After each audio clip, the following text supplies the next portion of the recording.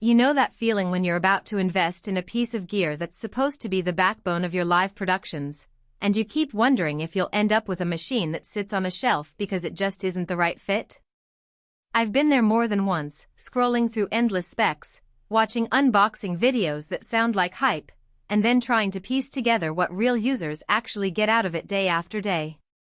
The last thing you need is to drop a hefty amount of cash on a switcher that looks great on paper but ends up being a headache when you're in the middle of a live event, trying to keep the show rolling. So before we get into the nitty-gritty, just so you know, the link is in the description if you want to check the product details on Amazon.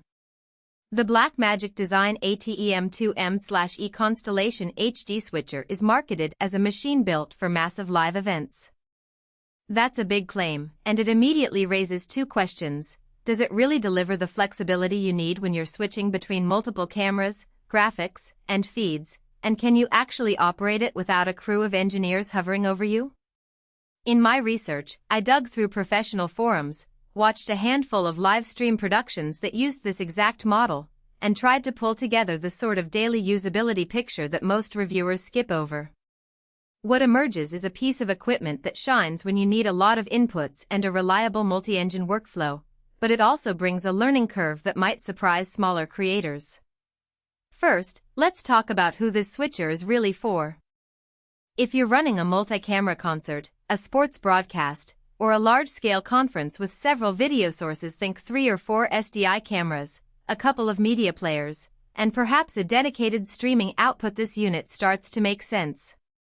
The M/E in its name stands for multiple engines, meaning you can assign different sources to separate processing pipelines and then blend them seamlessly. For an event where you need to switch between a main stage feed, a backstage interview, and a pre-recorded video package all within a few seconds, the ability to route each engine independently can save you from the dreaded flicker that shows up when you force a single engine to handle everything.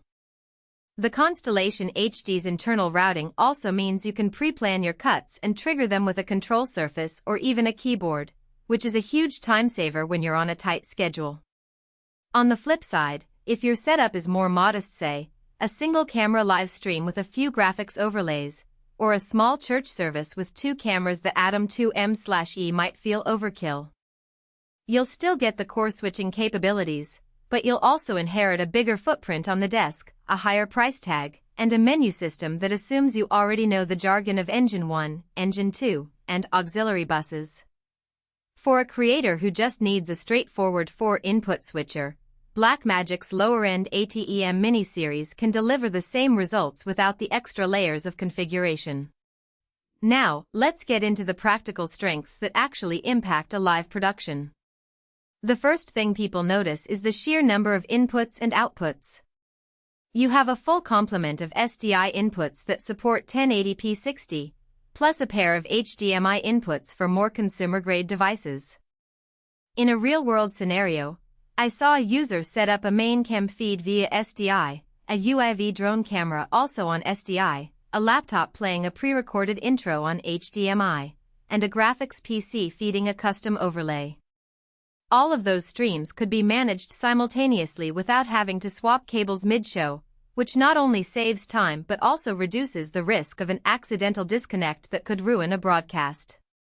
The next strength is the reliability of the multi-engine architecture.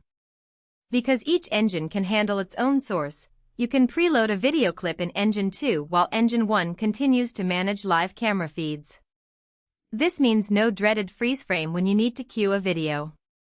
In a conference setting I observed, the production team used Engine 1 to switch between on-stage speakers and Engine 2 to pull up sponsor videos at the exact moments the presenter finished.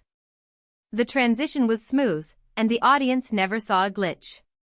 That level of flexibility is hard to achieve on a single-engine switcher. On the downside, the complexity of setting up those engines can be a stumbling block. The ATEM software UI is a powerful tool, but it's designed with broadcast engineers in mind. For someone whose only experience is a one-button go live button on a consumer streaming box, the learning curve is steep. You have to understand how to assign sources to each engine, set up proper routing for auxiliary outputs, and configure any downstream keying you might need.